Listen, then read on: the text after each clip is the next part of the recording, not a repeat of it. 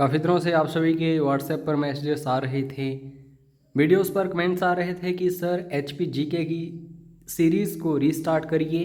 काफ़ी दिनों से आपने वीडियोस अपलोड नहीं किए हैं एचपी जीके के, और हर एक एग्ज़ाम में एचपी जीके की वैल्यू काफ़ी ज़्यादा होती है। तो दोस्तों, आप सभी की डिमांड पर नई सीरीज़ लेके आया हूँ एचपी जीके की। 500 क्वेश्चंस हम डिस्कस करेंगे, और ये कोई छोटे मोटे क्वेश्चंस नहीं होंगे, इनका लेवल कोई छोटा मोटा नहीं होगा, बिल्कुल मीडियम लेवल के क्वेश्चंस होंगे, ना बिल्कुल टफ होंगे ना बिल्कुल लो लेवल। ठीक है, बेसिक्स को भी हम साथ में क्लियर करते जाएंगे। अपकमिंग एग्जाम्स में जो क्वेश्चंस बन सकते हैं उन्हें भी कवर करेंगे। हिमाचल का कोई भी एग्ज़ाम हो, चाहे एचएएस ही क्यों ना हो, या फिर बिल्कुल लो लेवल एग्ज़ाम हो, कोई क्लर्क लेवल का, इन सभी को हम कवर करेंगे। तो बस आपने एचपी जीके की इस सीरीज़ को लास्ट तक फॉलो करना है। ठीक है, और सपोर्ट करते रहिए, वीडियोस को लाइक करिए, क्योंकि बिल्कुल फ्री में स्टडी आपको करवाई जा रही है यूट्यूब के ऊपर। तो पहला क्वेश्चन स्टार्ट करते हैं। हिमाचल प्रदेश विधानसभा के वर्तमान उपाध्यक्ष कौन हैं? क्वेश्चन सबसे पहले तो बड़े ध्यान से देखो, काफ़ी सारे स्टूडेंट्स ऑप्शंस देखेंगे और उपाध्यक्ष को नज़रअंदाज कर देंगे और सोचेंगे कि यहाँ पे अध्यक्ष की बात हो रही है, और गलत टिक कर देंगे। वर्तमान उपाध्यक्ष कौन है हिमाचल प्रदेश विधानसभा के? तो दोस्तों, इनका नाम है हंसराज। अब दूसरा क्वेश्चन क्या बनेगा कि हिमाचल प्रदेश के जो विधानसभा है उसके वर्तमान अध्यक्ष कौन है? तो आप सभी का आंसर होना चाहिए विपिन सिंह परमार। ठीक है, अगर आप 1, 2, 3 या फिर इससे भी ज़्यादा सालों बाद इस वीडियो को देख रहे हो तो ओबियसली ये चेंज हो चुके होंगे, तो उस हिसाब से देख लेना। करंट अफेयर्स को लगातार फॉलो करते रहना हिमाचल के। और जो स्टैटिक जीके का क्वेश्चन है जो कभी चेंज हो ही नहीं सकता, आज पढ़ो या फिर 10 सालों बाद, हिमाचल विधानसभा के पहले अध्यक्ष जयवंत राम, आपको याद रखना है। और एचपी विधानसभा जो है एस्टेब्लिश हुई थी 24 मार्च 1952 में, तो इसको भी याद रखिएगा। ठीक है, और ये क्वेश्चन दोस्तों हाई लेवल एग्जाम्स के लिए है मुख्य रूप से। 2011 की जनगणना के अनुसार मुख्य कार्यकर्ता के रूप में कितनी आबादी वर्गीकृत है? जब यहाँ पे ऐसे क्वेश्चंस बनते हैं तो या तो जो जनगणना 2011 है, सेंसस 2011 है, या फिर जो इकोनॉमिक सर्वे है, या फिर बजट, इन तीनों से ही क्वेश्चंस बनते हैं। तो 2011 की जनगणना के अनुसार इस क्वेश्चन को पूछा जा रहा है, as per 2011 census how much population is classified as main worker? बिल्कुल जो मुख्य रूप से कार्यकर्ता हैं। तो 4 ऑप्शंस आपके सामने हैं। आशा करता हूँ आप खुद अटेम्प्ट कर रहे होंगे इन सभी क्वेश्चंस को फॉर बेटर रिजल्ट्स। तो इस समय अगर मैं मेन वर्कर्स की बात करूं हिमाचल प्रदेश में अकॉर्डिंग टू द सेंसस 2011, तो ये आंकड़ा है दोस्तों 30.05%। तो सी इज़ राइट आंसर। अब दोस्तों यहाँ पे ज़रूरी नहीं है कि मेन वर्कर्स ही होंगे, बाकी भी होते हैं, इनमें मार्जिनल वर्कर्स होते हैं और नॉन वर्कर्स भी होते हैं।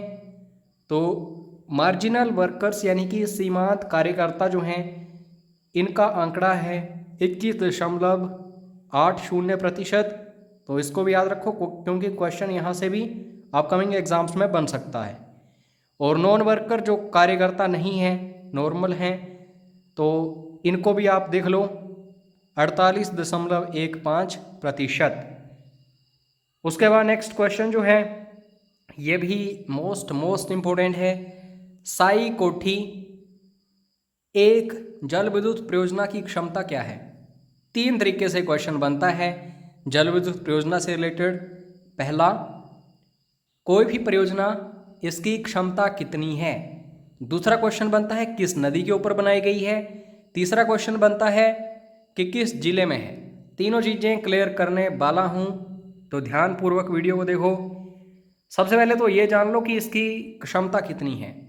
साई कोठी हाइड्रो पावर प्रोजेक्ट जो है इसकी कैपेसिटी है 15 मेगावाट्स। और बैरा नाला एक सहायक नदी है रावी नदी की, यहाँ पे इस परियोजना को बनाया गया है। तो ऑप्शंस में रावी ही आपको मिलेगा, बिल्कुल डीपली नहीं जाता कोई भी एग्जामिनर, ठीक है। और चंबा जिला ये मोस्ट इम्पोर्टेंट है, आप सभी के लिए याद रखना। आशा करता हूँ आपको ये समझ आ गया होगा कि किस तरीके से क्वेश्चंस बनते हैं रिगार्डिंग हाइड्रो पावर प्रोजेक्ट्स। दोस्तों 2011 की जनगणना के अनुसार हिमाचल प्रदेश में महिला साक्षरता दर है। 3 तरीके के क्वेश्चंस बनते हैं मुख्य रूप से, ठीक है। सबसे पहला क्वेश्चन तो ये इम्पोर्टेंट है क्योंकि महिलाएं तो महत्वपूर्ण है ही, यहाँ से क्वेश्चंस बनते ही बनते हैं। तो इस क्वेश्चन के अकॉर्डिंग आंसर जान लो। सबसे पहले अगर मैं इस समय हिमाचल प्रदेश में बात करूं 2011 की जनगणना के अनुसार, तो महिलाओं की जो साक्षरता दर है दोस्तों 7.5 यानी कि 75.93%। अब 2 क्वेश्चंस अदर कौन कौन से बनते हैं। ओवरऑल लिटरेसी रेट कितनी है हिमाचल की, तो आपको याद रखना है 82.80%। और यहाँ पे काफ़ी सारी बुक्स में ये आंकड़ा गलत दिया गया है, तो दोस्तों ज़रूर इसको आप करेक्ट करिएगा। करेक्शंस काफ़ी महत्वपूर्ण होती हैं। 1 मार्क जो है हर एग्ज़ाम में इम्पोर्टेंट रहता है, सिलेक्शन करवा सकता है और रोक सकता है। अगर मैं मेल लिटरेसी रेट की बात करूं तो महिलाओं की तुलना में काफ़ी ज़्यादा है 89.53%। तो इन तीनों को याद रखना है। लगभग 76% महिलाओं की साक्षरता दर, लगभग 83% ओवरऑल और 89.5% किसकी, पुरुषों की, ठीक है। और सबसे ज़्यादा लिटरेसी रेट किस ज़िले में है आपको कमेंट करके बताना है। और सबसे कम लिटरेसी रेट किस ज़िले में है ये भी कमेंट करके अभी बताना है। वीडियो को पॉज करो फिर कमेंट करो। कांगड़ा जिले में अंगोरा खरगोश फार्म डैश में काम कर रहा है। फिलहाल अगर मैं हिमाचल में बात करूं तो 2 ज़िले हैं और 2 प्रमुख फार्म इकोनॉमिक सर्वे और बजट में दर्शाए जाते हैं। और अंगोरा खरगोश की जो ऊन वगैरह होती है वो काफ़ी इम्पोर्टेंट होती है।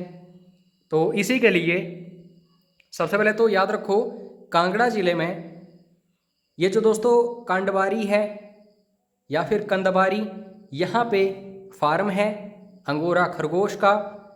और दूसरा कौन सा है प्रमुख, नागबाई, जो कि मंडी ज़िले में है। तो ज़रूरी नहीं कि ऑप्शंस में आपको सिर्फ कांगड़ा वाला ही आएगा या मंडी वाला ही आएगा, दोनों में से कोई भी आ सकता है। तो बड़े ध्यान से इसको देखिए, दोनों इम्पोर्टेंट हैं। धौलाधार का उत्तरी भाग पीर पंजाल पर्वतमाला के दक्षिण छोर पर स्थित है, जिसे डैश पर्वत गांठ कहा जाता है। धौलाधार का उत्तरी भाग दोस्तों अगर हिमालय की बात करूं तो पीर पंजाल जो है ये जम्मू कश्मीर की तरफ देखने को मिलता है। फिर हिमाचल की तरफ आते हैं तो धौलाधार आपको ये देखने को मिलता है। तो धौलाधार का उत्तरी भाग, ठीक है, और पीर पंजाल का दक्षिणी छोर, ऐसे बात हो रही है। तो यहाँ पे एक पर्वत गांठ है, उसका नाम क्या है। यहाँ से एक नदी निकलती है जिसका नाम रावी है। तो अब आपको याद आ गया होगा ये पर्वत गांठ है दोस्तों बड़ा बंगाल, ठीक है। तो इज राइट आंसर, ये दोनों को मिलाता है बड़ा बंगाल। उसके बाद नेक्स्ट है निम्नलिखित में से कौन सा दर्रा बृहत्तर हिमालयी श्रृंखला में नहीं है। तो 3 जो हैं ये ग्रेटर हिमालयन रेंज में है, एक नहीं है। तो 4 ऑप्शंस आपके सामने हैं। और ये जो दोस्तों ट्रिक है बड़े ध्यान से देखो, ये जो लाल आपको दिख रहा है ये मुख्य रूप से ग्रेटर हिमालयन रेंज में ही दर्रे पड़ते हैं। जब भी किसी दर्रे के आगे लाल लग गया वो ग्रेटर हिमालयन रेंज में ही पड़ता है। तो इस ट्रिक के अकॉर्डिंग इंद्रहार दर्रा जो है ये है ग्रेटर हिमालयन रेंज के बाहर, ठीक है। तो ये मिड हिमालयन के आसपास है, मतलब बिल्कुल जो शिवालिक है उससे ऊपर थोड़ा सा मुख्य रूप से कांगड़ा जिले की बात करूँगा, इंद्रहार दर्रा। तो इस तरीके से आपको याद रखना है। और ये क्वेश्चन है हाई लेवल एग्जाम्स के लिए मोस्ट इम्पोर्टेंट। दोस्तों बड़ा कंडा चोटी है एक, तो इसकी ऊंचाई पूछी जाती है और कहाँ है ये क्वेश्चन पूछा जाता है। और ऊंचाई हमेशा आपको मीटर में ही देखने को मिलती है, तो इसको भी अच्छे से देखो, फुट में नहीं बल्कि मीटर में। तो बड़ा कंडा चोटी जो है ये आपको चंबा जिले में देखने को मिलती है, इसको याद रखो। और इसकी ऊंचाई लगभग 5860 मीटर है। काफ़ी सारी बुक्स में आपको दिया रहेगा 5863 मीटर, काफ़ी सारी बुक्स में होगा 5867 मीटर। इस सब को भूल जाओ, कोई भी एग्जामिनर ऐसे नहीं फंसेगा, वो अप्रोक्सीमेट बताता है। तो इस तरीके से आपको देखना है। अगर अप्रोक्सीमेट नहीं दिया गया हो किसी एग्ज़ाम में तो उनमें डिफरेंस काफ़ी ज़्यादा होता है, ठीक है। तो उस डिफरेंस को रिमूव करिए और सही आंसर चुनिए। उसके बाद नेक्स्ट क्वेश्चन, यह मनाली से लगभग 51 किलोमीटर दूर हिमालय की पूर्वी पीर पंजाल श्रृंखला पर एक ऊंचा पहाड़ी दर्रा है। इसका नाम क्या है? पीर पंजाल मतलब बिल्कुल ऊपर और पूर्वी मतलब बिल्कुल हिमालय की तरफ। तो यहाँ पे एक दर्रा है, उसका नाम आपको पता होना चाहिए। तो अगर पूर्वी दर्रे की बात आएगी और पीर पंजाल श्रृंखला होगी तो आप सभी का आंसर होना चाहिए रोहतांग दर्रा, ठीक है। मोस्ट इम्पोर्टेंट दर्रा है ये रोहतांग दर्रा, कुल्लू जिला का। और यहाँ से ब्यास नदी का उद्गम होता है। और ऐसे काफ़ी सारे क्वेश्चंस बनते हैं, तो आपको पता भी होगा, काफ़ी स्टडी करते हैं, आप भी मेहनत करते हैं। भागा हिमनद की लंबाई कितनी है? भागा हिमनद जो है यहाँ से भागा नदी निकलती है, जो कि प्रमुख सहायक नदी है किसकी? चिनाब नदी की। और दोस्तों चंद्रा हिमनद भी इम्पोर्टेंट है, भागा हिमनद भी इम्पोर्टेंट है लाहौल स्पीति का। हालांकि काफ़ी सारे हिमनद हैं लाहौल स्पीति में। तो 25 किलोमीटर लगभग लंबाई है किसकी? भागा हिमनद की, भागा ग्लेशियर की। उसके बाद 5 प्रमुख नदियां हैं, सभी इम्पोर्टेंट हैं। और अगर मैं यहाँ पे पानी के घनत्व की बात करूँ तो सबसे ज़्यादा इसी नदी में है, हिमाचल की। हिमाचल प्रदेश में कौन सी नदी 122 किलोमीटर बहती है? तो बिल्कुल सही आंसर है दोस्तों, चिनाब नदी। चंद्रा और भागा दोनों नदियां तांडी में मिलती हैं और मुख्य रूप से चिनाब नदी का उद्गम करवाती हैं। और 122 किलोमीटर इसकी लंबाई है हिमाचल प्रदेश में, तो इसको याद रखिए। बाकी कमेंट करके ज़रा बताओ चिनाब नदी का वैदिक नाम और प्राचीन नाम क्या क्या हैं, अभी पता चल जाएगा कितना नॉलेज है आपको इसका। लाहौल स्पीति और चंबा जिला, इन दोनों में ये बहती है और बाहर की तरफ यानी कि जम्मू की तरफ निकल जाती है और फिर पाकिस्तान वगैरह।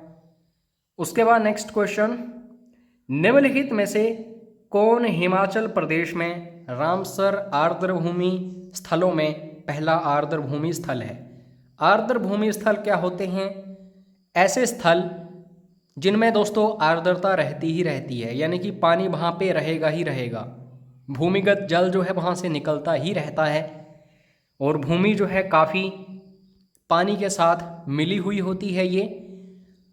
हालांकि 3-4 स्थल जो हैं ये एक ही ईयर में ऐड किए गए थे, लेकिन सबसे पहली बार हिमाचल का जो रामसर आर्द्रभूमि स्थल है वो है दोस्तों पोंग बांध, ठीक है। तो A is right answer, Kangra जिले में है और ब्यास नदी से संबंधित है। और लाल गर्दन वाला दुर्लभ कबूतर की तरह एक पक्षी होता है, वो यहाँ पे ही मिला था, जो कि एशिया का एकमात्र स्थल है जहाँ पे वो पक्षी मिला था। तो 2002 में पोंग हो गया, चंद्रताल, रेणुका झील, इन तीनों को ऐड किया गया था किसमें? रामसर आर्द्रभूमि लिस्ट में। तो इस तरीके से ये भी याद रखो। धामगोड़ी झील मोस्ट इम्पोर्टेंट झील, और टफ क्वेश्चन है दोस्तों, ये कोई आम क्वेश्चन नहीं है। धामगोड़ी झील जो है काफ़ी फेमस है इस ज़िले में। किस ज़िले में? तो याद रखना, चंबा ज़िले में। और चंबा ज़िले की जो झीलें हैं ये बार बार पूछी जाती हैं। घड़ासरू हो गई, काली झील हो गई, बाकी और भी हैं जैसे लामा डल झील हो गई। ठीक है, तो ये सभी आपको अच्छे से पढ़नी है, क्वेश्चंस बनते रहते हैं इनसे। हालांकि ये सब कुछ आपको इस चैनल के ऊपर अवेलेबल हो जाएगा जल्द ही, तो सब्सक्राइब जरूर करना। किस घाटी को रंगोली घाटी के नाम से भी जाना जाता है? अब दोस्तों घाटियाँ जो हैं ये इम्पोर्टेंट हैं ही हैं, ठीक है, इसको कोई झुठला नहीं सकता। तो अगर मैं रंगोली घाटी की बात करूं तो ये कौन सी घाटी है? चंद्रा घाटी। कहाँ पे है? लाहौल स्पीति में। तो आपको ये याद रखना है, सीधा क्वेश्चन आएगा, रंगोली घाटी किस जिले में है? तो लाहौल स्पीति, याद रखो। निम्नलिखित में से कौन गर्म पानी का झरना नहीं है? 3 है गर्म पानी के चश्मे, 1 है नहीं। जो नहीं है वो है कोपड़ा। और याद रहे, कोपड़ा या फिर कोपरा, ये जो पानी का झरना है ये कांगड़ा जिले में है। और सीधा क्वेश्चन आता है, कसोल, खीरगंगा, वशिष्ठ, ये गर्म पानी के चश्मे किस जिले में है? तो कुल्लू, याद रखिए, मोस्ट इंपॉर्टेंट क्वेश्चन। तो इस तरीके से हमने पार्ट 1 डिस्कस कर लिया। इसकी PDF फाइल आपको व्हाट्सएप पर मिल जाएगी। और हिमाचल की सभी परीक्षाओं के लिए पेड क्रैश कोर्सेज भी चल रहे हैं, तो जरूर ज्वाइन करिए। इसमें हमारी टीम आपको अच्छे से तैयारी करवाती है। Daily PDFs, daily online mock test, test series, books PDFs, notes PDFs, previous year question papers, videos, सब कुछ मिलेगा। कितनी फीस है, कितनी वैलिडिटी रहेगी, व्हाट्सएप जरूर करिएगा। मिलते हैं नेक्स्ट पार्ट में। जय हिंद, जय हिमाचल।